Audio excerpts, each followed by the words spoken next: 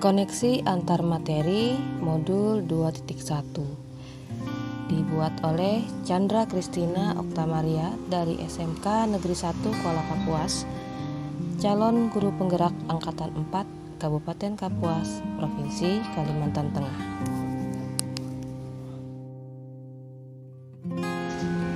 Pembelajaran berdiferensiasi merupakan rangkaian upaya yang dilakukan oleh seorang pendidik dalam merancang dan melaksanakan pembelajaran sehingga dapat memenuhi kebutuhan belajar masing-masing peserta didik. Untuk dapat merancang pembelajaran berdiferensiasi, seorang pendidik harus mampu membuat keputusan-keputusan yang tepat terkait dengan lingkungan belajar, tujuan pembelajaran, penilaian berkelanjutan, respon terhadap kebutuhan belajar, dan manajemen kelas yang efektif. Dalam kegiatan belajar mengajar, seorang pendidik dapat berperan sebagai pemimpin pembelajaran, teman diskusi, dan juga penyemangat yang memberi arahan dan tuntunan agar peserta didiknya tidak kehilangan arah dan membahayakan dirinya. Hal ini sesuai dengan filosofi pemikiran Ki Hajar Dewantara, di mana pendidikan harus menuntun anak mencapai kodratnya, karena setiap anak adalah pribadi yang berbeda dan memiliki keunikannya masing-masing yang harus ditumbuhkan dan dikembangkan sesuai dengan potensinya. Apa yang harus dilakukan dalam melaksanakan pembelajaran berdiferensiasi agar kebutuhan belajar peserta didik dapat terakomodir? Yang pertama adalah dengan memetakan kebutuhan belajar peserta didik.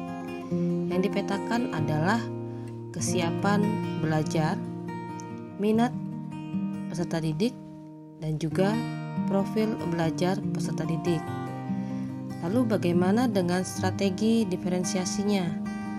Di sini strategi diferensiasi disesuaikan dengan kebutuhan belajar dari peserta didik, dimulai dari diferensiasi konten, diferensiasi proses, hingga ke diferensiasi produk yang dihasilkan dari tujuan pembelajaran.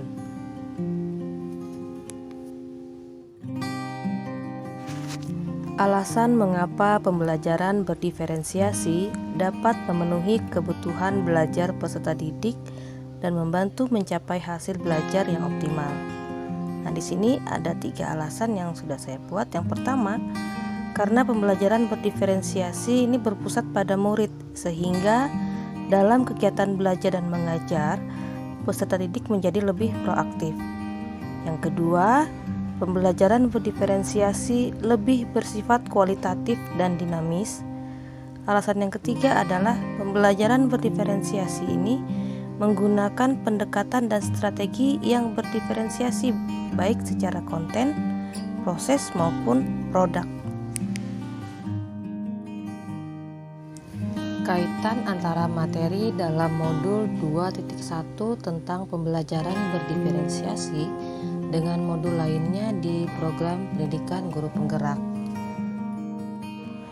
Kaitan yang pertama adalah dengan filosofi pemikiran Ki Hajar Dewantara, di mana menurut Ki Hajar Dewantara, pendidikan adalah menuntun segala kodrat yang dimiliki oleh anak agar mereka dapat mencapai keselamatan dan kebahagiaan yang setinggi-tingginya. Seorang guru bertugas mengembangkan potensi yang dimiliki oleh anak sesuai dengan kodratnya. Dan dengan pembelajaran berdiferensiasi, kita bisa mengakomodasi segala keberagaman yang dimiliki oleh semua peserta didik yang kita miliki, yang kita temui di kelas. Berikutnya adalah berkaitan dengan nilai dan peran sebagai guru penggerak. Nah, kegiatan pembelajaran berdiferensiasi dapat terwujud jika seorang guru penggerak itu telah menjalankan perannya sebagai guru penggerak dan juga menerapkan nilai-nilai guru penggerak dalam kegiatan belajar mengajar dengan baik. Berikutnya adalah kaitannya dengan visi guru penggerak. Visi dari guru penggerak adalah membentuk profil pelajar Pancasila. Nah, hal ini dapat dibangun berdasarkan pemetaan kekuatan internal dan eksternal melalui konsep pendekatan inquiry apresiatif yang diperoleh dengan tahapan Bagja.